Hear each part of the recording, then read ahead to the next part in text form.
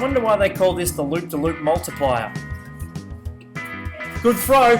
Oh no!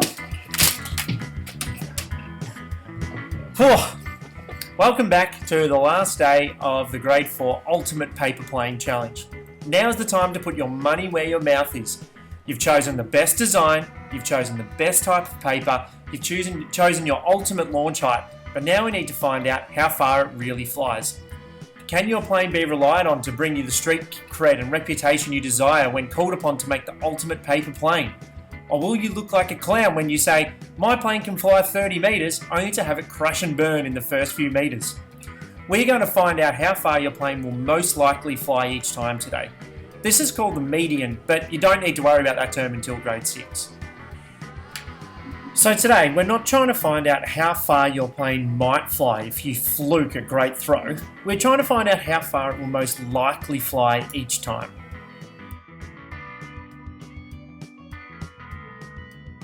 We're going to do this by using the ideal conditions you have decided throughout the unit. You are going to throw the plane with the best design, made from the best paper, from the best launch height, and measure the distance flying to the nearest 50 centimetres. You're going to run the same test 10 to 20 times. We will change no variables throughout the test this time because we're trying to find the most likely outcome.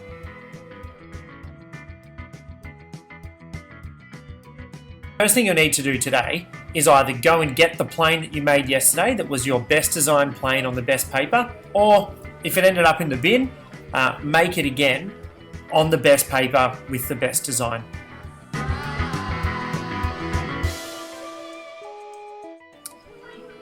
Your first step is you're going to need to set up your runway. You're going to have to find some space, either inside or outside, but you'll probably need up to 6 metres. Make sure it's a safe place, not in the middle of High Street, please. Then, using chalk, tape, strips of paper, toys, whatever, you need to put some marks on the ground that are either 50 centimetres or 1 metre apart. I've drawn 2 examples to show what this looks like. So, here, you have this guy down here. You're saying, how good is maths? But what I've done here is I've marked 0 metres, then I've marked half a metre, which is the same as 50 centimetres, then marked another metre, then 1.5 metres, then 2 metres, then 2.5 metres, 3 metres, etc. Up to probably 6 metres, unless you think you're going to need more and you've got the space.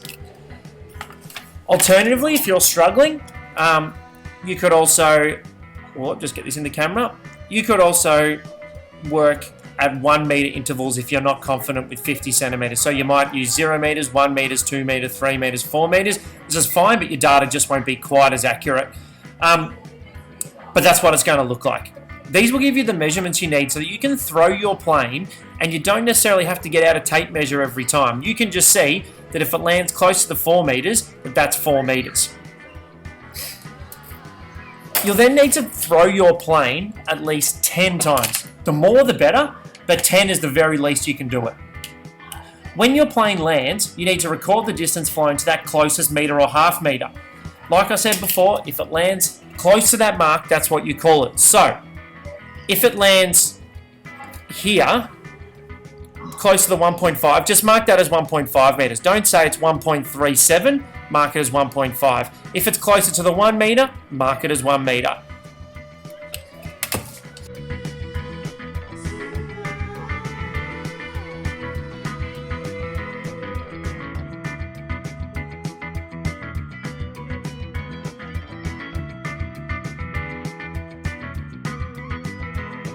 Once you've flown your plane 10 to 20 times, all that's left is to record the data in a table. The left-hand column says launch number, that's just 1 to 10 or 1 to 20, however many times you did it. And next that is distance flown. As I said, don't give distances like 1.63 metres to that nearest half metre if you measured in half metres, to that nearest metre if you measured in metres.